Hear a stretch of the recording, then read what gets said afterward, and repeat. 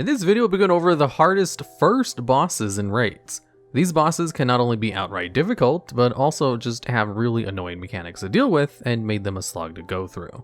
And at number 10, we have the Hellfire Citadel Assault. Now, this may be surprising, but this fight is in Hellfire Citadel, and what makes it on this list is just how annoying the fight is.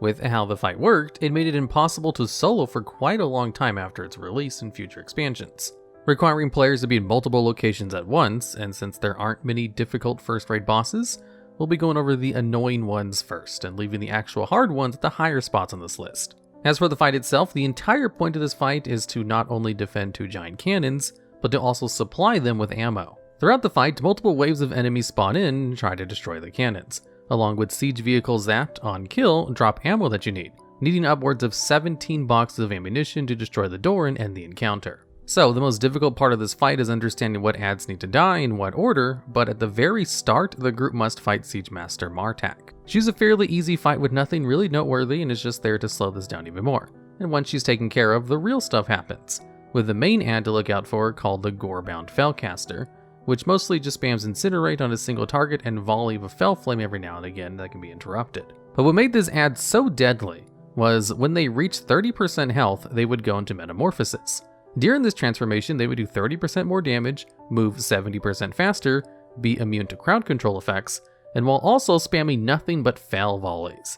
And this is where the majority of the damage happened to the raid and most groups would wipe, requiring the raid to know when to burst down these warlocks and when to hold DPS to avoid having multiple transform at the same time. None of the other ads that spawn are really worth mentioning as they aren't significant, but just annoying, as when they spawn in, if they aren't immediately caught, they would run full speed with the cannons and start doing a ton of damage to them. And if any of the cannons died, you lost the fight. When siege vehicles started to spawn, they would do various abilities like firing flamethrowers, chewing through players, shooting cannons, or spawning ads, and were also the only way to get ammunition for your own cannons required to end the fight, making these a second priority next to the Felcasters, with the most important one being the artillery siege vehicles. And these were the main reason why the cannons would be destroyed, since they did a large amount of damage from far away. If done incorrectly, the group could easily wipe as there were important mechanics that need to be paid attention to, but it was difficult for players to focus on them since half the raid was asleep because of how boring it was. And at number 9, we have Halfus Wyrmbreaker. The reason why Halfus Wyrmbreaker makes his list is also because of the mechanics he has, as fighting Malphus himself isn't really the point and is instead just a rather strange fight of sorts, with ads that couldn't just be ignored. As for Halfus himself, he's an Etten inside Bastion of Twilight that had a basic attack along with the Furious War, which he cast 3 times back to back that stunned the raid for 2 seconds every so often when brought below 50% health. But he also had these dragons that gave him different buffs until the group would free them, removing those buffs, but also being forced to kill the ads. And the worst part was, these dragons would be changed weekly. This caused the difficulty of him to vary widely depending on what week it was, depending on what dragons were up. So some weeks were just a cakewalk, and other weeks it was tedious and quite annoying. That is, unless you run Heroic, as on Heroic, all the dragons would be up. The dragons would give him buffs that would do various things, like make him attack much faster, or do a huge raid-wide AoE damage that needed to be interrupted, and when the dragons would be released, they would deal massive melee damage every 2 seconds if they weren't tanked. So you couldn't just release all 3 of them at one time. And when all 3 drakes were killed by the raid, it would debuff the boss, making him take 100% increased damage. Which stacked, by the way, and made it easier to kill him by also countering whatever effects they gave him. As for the debuffs, it depended on what the drake was, as he might get a paralysis debuff that froze him every once in a while for 12 seconds, one that made him do reduced damage, or another that drastically slowed his casting speed, for example, and these debuffs lasted the entire fight, basically making the dragons the main priority because of how this system worked, along with his proto-drake casting fireball at random raid members every 2 seconds, dealing a bunch of damage with the fireball being undodgeable, and the drake itself being unkillable. If these mechanics were ignored or just not dealt with, it was very easy to wipe as Halfus would be overpowered depending on what buffs he got, like having 120% extra attack speed, or allowing him to cast Shadow Nova, which needed to be interrupted, or having his proto-drake empowered and having to do unavoidable raid-wide damage. And these mechanics wouldn't stop pressuring the raid until the drake corresponding to the buff was dealt with. And since you couldn't release all the drakes at the same time, fighting Halfus could be pretty punishing. And at number 8, we have Abyssal Commander Sivara. Sivara is the first boss in the Eternal Palace raid, which is the 4th raid in the Battle for Azeroth expansion. The reason why Sivara makes this list is because if any of her mechanics were done wrong, even early in the raid, it was very easy to cause a wipe. and its mechanics could be labeled as extremely complicated for a normal mid-raid boss, let alone a first, which is usually the easiest. It required the raid to constantly be aware of their surroundings, where to drop the dot that was applied to you, when to drop it, not dropping too many at one time and that would result in too much raid-wide damage, and switching the dot around when necessary, as well as avoiding people with the opposite dot, as half the raid was marked with either a frost dot or a poison dot, and if the players ever ran into one another, they would get another stack of their dots while also causing raid-wide AoE damage. At around 6 stacks, the damage would get pretty bad and requires you to purposefully run into the opposite's dot goop that is on the floor and take damage, as doing this would reset the stacks. Timing is important on this fight, as if too many people reset their stacks at one time, it would do insane AoE damage and possibly wipe the raid, or leave your healers with a lot to clean up. Every so often, players would even get a debuff called Overflow, that after a few seconds would drop off, and a pool would be left similar to that of the dot, frost, or poison, and dropping it near the walls was the best thing to do. With Sivara's other mechanics and version, it randomly selected players to be rooted for 4 seconds and have their dot type switched, making them run to the other side of the room, hopefully avoiding everyone on their way there, to be in positioning again and deal with their other mechanics, all while throwing a massive barrage of spears randomly at the raid, which exploded for more AoE damage. With the mythic version of this fight basically ramping everything up to 10 with their dot being far more deadly, and her other mechanics more stressful, it was definitely a challenging but unique first boss for an overall well-made raid. And at number 7 we have the Northrend Beasts. This boss fight was located in the Trial of the Grand Crusader and Wrath of the Lich King, and was 4 bosses all put into one single encounter with 3 different phases, a Magnetar, a pair of worms, and an abominable Yeti. The reason why Northrend Beast makes his list is because of the amount of damage that could happen, and with how long the fights were, if anyone died, not only did it void a special achievement, but it also prevented them from rezzing, meaning you were down a player the entire time unless the raid decided to wipe, as the 3 separate boss fights were back to back. In the first phase of this fight, Zor'lok the Impaler spawns and uses an ability called Impale, which does a ton of damage and left a nasty stacking dot, which had to be dealt with pretty early on, along with all the melee getting hit by the staggering stomp ability, which was unavoidable. Zor'lok also throws snowballs at random players, which not only interrupt all non-instant cast spells on the player they're thrown at, but also randomly stun them for a couple of seconds, and maybe even worse, also leaves pools of fire on the ground that do huge amounts of damage and need to be avoided. Once Zor'lok is dead, or on a set timer on Heroic, Acid Maw and Dreadscale spawn in. Each worm had their own dot they brought along to the raid, with Acid Maw having Paralytic Poison, and Dreadscale having Burning Bite if he hits you with his Burning Bite attack. The best way to overcome these two was to burn Acid Maw down as fast as you can to avoid as much of the Paralytic Poison as possible, while the off-tank dealt with Dreadscale, occasionally running through Acid Maw, the person tanking him, and all of the melee to get rid of the poison, since the off-tank will be the only person with the Burning Bile dot, and just burning down Dreadscale as soon as he enrages from Acid Maw dying. Immediately after, or during, depending on if you were ahead or behind the timer in Heroic, Ice Howl would spawn and do a few very deadly abilities like a Freezing Ice Breath to freeze groups of raiders, a Whirlwind that would knock back melee, and a hard-hitting tank stun. However, his most deadly mechanic was his Crash combo, slamming the ground, knocking everyone all the way to the wall behind them with a big chunk of damage and a stun, then running to the center of the arena and preparing to charge at a random target. During his windup, players would need to run the best they could from his aimed location, or be instantly killed as he collided with them, even enraging if he hit someone, making it even worse. A very challenging and deadly first boss, one that was common to ruin Deathless achievement runs. And at number 6, we have Rage Winterchill. Rage Winterchill is found in the most beloved raid in the game's history, the Battle for Mount Hyjal. And your goal with this raid is quite unique, as the entire point is to fight waves and waves of seemingly infinite enemies until the boss spawns, with the first onslaught containing 8 waves of a ton of ghouls, abominations, crypt fiends, and so on before the boss, Rage Winterchill, spawns. He makes this list not only for being a very hard first boss, but if you wiped on this boss, then instead of just having to start over on him as you would in any other raid, you had to redo all the trash waves you just completed from the beginning just to make him spawn. Meaning it was possible if the group couldn't get the mechanics down and just kept dying, you could spend all of your time fighting waves of trash with no progression. See, Rage Winterchill not only uses its melee attacks, but also has 3 main abilities. Ice Bolt, a death and decay of sorts, and a Frost Nova. Its Ice Bolt hits a random player for 5,000 to 6,000 damage, with players only having around 10 to 15,000 health if they weren't a tank, This was about 50% of a player's maximum health, which is a huge amount of damage for a single target, non-tank hitting ability to do, along with leaving a dot on the person hit that did an extra 2500 damage a second for 4 seconds, or about 20% of a player's health is damage, for a total of roughly 15,000 damage dealt. Froze the person hit, preventing them from self-healing or popping defensive cooldowns, along with having a 1-second cast time. This meant that if you didn't get healed almost immediately after getting hit, you basically just died, as he cast Ice Bolt pretty frequently, and it was also possible to have him just spam it over and over again, making healing very difficult and very reactionary. His Death and Decay ability spawned randomly under players and did 15% of their health every second that they stood inside of it, which is a pretty hefty damaging AoE ability, and once again, required healers to heal through it as much as possible. With Frost Nova being the most straightforward, seeing as it just locked the entire raid down when he cast it, but thankfully Death and Decay and Frost Nova wouldn't be cast at the same time. Since then, Blizzard thankfully hasn't added any more raids like this since, and for good reason, as the entire thing was a real slog to get through.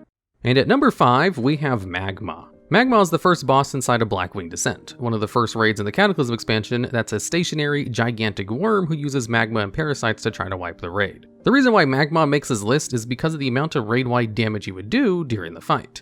You see, if your healers were just a bit under-geared and couldn't keep up, or if everybody gets hit by some of its mechanics and he spawns parasites, then it would just cause a lot of unhealable trouble, which was a real concern seeing as it was a new expansion entry raid, and gear tends to be low on a whole at this point in time, made even worse with Cataclysm nerfing healers harder than any other expansion since.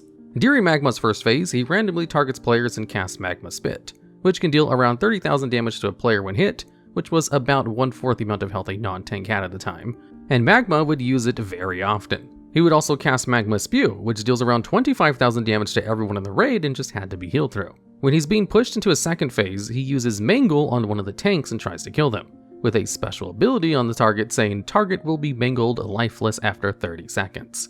Once Magma slams his head on the ground, the only way to release the tank from this effect was to have the DPS players climb into his head and use the constricting chains to stab Magmaw's head onto a spike. Once the tank was released, he had to run back to Magma as soon as possible, because if Magma switched over to a DPS, he would kill them all in one single hit. With everything else he does, he will light half of the raid boss room on fire, and when the fire ends, it deals 50,000 damage to everyone inside of it, with his last ability being Pillar of Flame. And when this exploded, it knocks a player into the air and then spawns parasites that have to be killed as soon as they spawn. Otherwise, they give a parasitic infection, and trigger infectious vomit after 10 seconds, which deals around 25,000 damage to everyone within 8 yards and spawns more larva parasites. Which is basically a wipe at that point, as parasites would spawn more parasites, which would spawn more parasites, and so on and so on. And a common way to deal with the parasites at the time was to just let a Hunter or Frost DK solo kite them the whole fight. This would save the raid a lot of DPS on the boss, but if that one person messed up, it would be a wipe as all the parasites would make a beeline for the healers in the stacked group. And at number 4, we have High King Maulgar. This is the first boss in Gruul's Lair from the first wave of raids in the Burning Crusade. That's actually a set of bosses that all had their own gimmick of sorts, that had to be abused in order to overcome them, which there was no avoiding. You had to fight all of the adds to perfection, and if a single thing went wrong, it was possible to have the mistake wipe the entire group, as most groups arguably wiped more here than they actually did on Gruul himself, with Keegler the Craze needing a Shaman or Hunter to kite him around as he does a heavy magic damage with its Lightning Bolt attack, Blind Eye the Seer needing a tank and Dispeller with the strategy of having the tank take him while the Dispeller removed the Power Word shield buff, and then to interrupt all of its healing spells. Ulm the Summoner needing multiple Warlocks to enslave his Fellhound to tank him, and Krosh Firehand needing a mage to spell steal his Fire Ward, so his Fireball can be tanked properly by that same mage. And High King Maulgar himself just being a tank and spank. The difficulty of this fight was mainly in the personal responsibility that the fight entailed, where no one else could really help cover for a failed mechanic. If the fight was going well and the adds were down, then players could focus on the boss itself, and the fight was almost a cakewalk. Once High King Maulgar reached 50% health, he gets an insane buff which increases attack speed by 200%, although thankfully reduces damage done by 50%, but also giving him a charge at a random player with a fear. So if your group wiped once, he enraged, which there was no avoiding. Then you had to restart the entire fight over from the very beginning and hope that everyone in your raid could do the mechanic to perfection again, which getting everyone to play perfectly can be argued is the true boss of raiding. And at number 3, we have Imperator Vizir Zor'lok. Zor'lok is a bug boss in Heart of Fear, one of the first raids released in the Mist of Pandaria, that caused an extraordinary amount of wipes due to one of its mechanics. See, during his transition phase, Zor'lok would choose to go either to the right or left platform at random, and had different mechanics based on which one he chose. Going to the left platform made the fight extremely difficult, to the point where if he went to the left platform, most groups would just call a wipe and hope he went to the right one next time. So this fight caused a ton of wipes compared to most first bosses of raids during the World First races, and it was mainly because they didn't want to do the harder version of the fight. Blizzard saw this and decided to make it so he would always go to the right instead, although even then it was so bad that top guilds just skipped this boss in progression. So World Firsts were done on the second and third bosses of the raid before Zor'lok was. Now, how the fight worked was, at the first phase, the boss randomly goes to one of the 3 platforms and stays there until he loses 20% of his health. When that happens, the raid only has 10 seconds to move to the platform he's on and fight him before he finishes his spell, called Song of the Empress, which will cause the entire raid to wipe. During this transitional phase, the middle of the room is flooded with poisonous gas, which silences and deals nature damage. Depending on which platform he flies to, he gains different abilities for each one.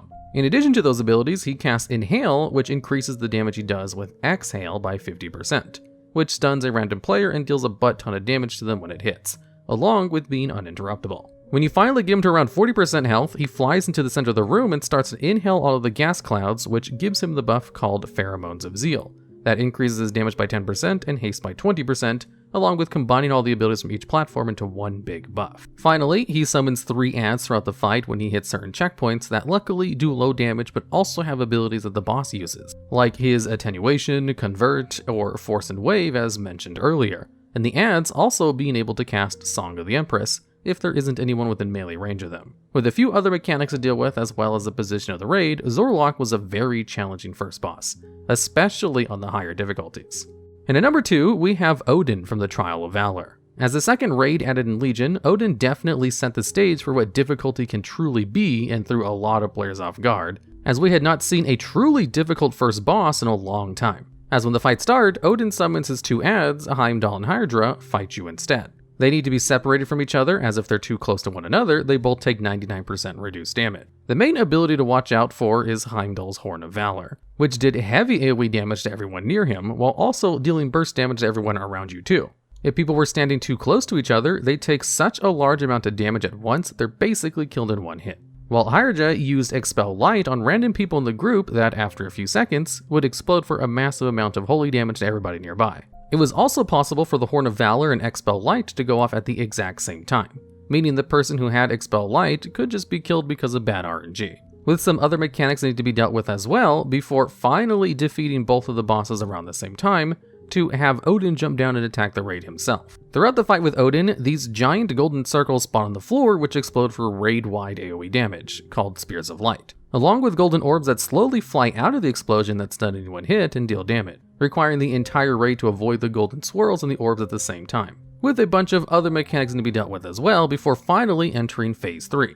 During this, parts of the ground turn gold and others stay clear, with the fight rotating between all 3 platforms. He also does ramping up burst damage to everyone in the raid that will eventually get so high that it just kills you, with spinning tornadoes that are spawned by his new debuff he places on a random player called Storm of Justice. That lasts the entire fight and needs to be dropped around the edges of the map to avoid the spinning in the middle of the raid, with his final mechanic called Stormforged Spear that does damage to the entire raid and also the tank, depending on how close that tank is to Odyn, requiring the tank to run as far away as possible in order to lessen the thrown weapon's damage. For the first boss in this raid, Odyn was definitely a challenge, especially on Mythic, and if the group was going after the Chosen achievement, which required you to fully complete the Trial of Valor raid without dying on its highest difficulty. However, as it was person-specific, if the entire raid wiped, but you somehow managed to survive via Vanish or something, you could still get the achievement and no one else could. But that was still just as hard because of all the things you had to deal with at once. And this title was removed with the BFA pre-patch, so it's still a prestigious title to this day. And at number 1, we have Razorgore the Untamed. Razorgore is a boss inside Blackwing Lair, the second raid ever released, that caused the majority of groups a ton of trouble during its time, and that's because this fight was very confusing for the majority of players. With no real idea of what to do, people during the time did things as best as they could since there weren't any guides or cheat sheets they could check if they got stuck. Since in the early days of the internet, top guilds used to actually hide the strats they use in order to down bosses. So how did you beat this boss? Well, first let's explain his adds. As throughout the fight, he would summon a bunch of adds like the Dragon Wing Mage, Death Talon Dragon Spawn, and the Black Wing Legionnaire, that all had to be dealt with, and there's a few ways you could do this. The raid could either split their groups into 4 different sections and place them right at the gates where the ad spawns, or have the group stay on the ramp so the ads run to your group with the kill priority being the mages, then legionnaires, then the dragonkins. Along with this, he has a mind control mechanic where someone in the group must click on the orb near where he is originally and control him to clear some of the eggs that are lying around the room. This is the most important task, seeing as if a single egg is left alive, the entire raid is wiped when the boss gets killed. Luckily, one single person from the raid can control the orb and deal with this mechanic all by themselves, assuming they don't get hit by ads while doing so. If that happened, they'll be locked out of controlling the orb again for 50 seconds. So it was a good idea to keep a ranged DPS to pick up Razorgore if anything happened. The Destroy Egg ability that Razorgore had a 6-second cooldown, so destroying every single egg in the room would take a while. So if Razorgore was attacked and killed by any of the ads, or died early because of the raid, then the entire raid was wiped as well. However, assuming the group got past all of this and dealt with the ads correctly, with the final egg remaining, it was best to let the tank control the orb and have the previous person run Razorgore far away to keep him away from the raid in time for the tank to take control of him. This was done because when the final egg was destroyed, Razorgore would gain additional aggro towards the orb user. During this phase, Razorgore casts an AoE fireball that deals some big damage but is kickable. You do, however, want to stand away from the tank because Razorgore also casts Conflagration, which leaves a nasty dot and also does some damage to anyone near the tank, which requires the tanks to swap immediately as it happens. Depending on RNG, it was actually possible to happen as soon as the phase started, and required a lot of attention from everyone to position themselves correctly and avoid it. With classic servers out and people playing private servers for years, the community doesn't have too much of an issue with it anymore, as we have tons of experience and better hardware these days. But if we all take a nostalgia trip back to our first Blackwing Lair raid, if you were lucky enough to get in one, then you'll remember just how difficult it was in that time period. And in fact, Razorgore was so difficult that Blizzard kind of used it as the benchmark of not wanting a first boss to be as difficult as Razorgore was. Alright, and that's the video. Do you think there was a first boss of a raid that should have been in this video that I may have missed? Maybe have ideas for future videos just like this one? If so, I'd love to hear about either of those things down in the comments. Just a quick little side, I launched a new Hearthstone channel recently, which has videos similar to this channel, i.e. scripted, highly edited top 10s. So if you're a fan of Hearthstone, you should check it out. Link will be in the video description and at the end of this video.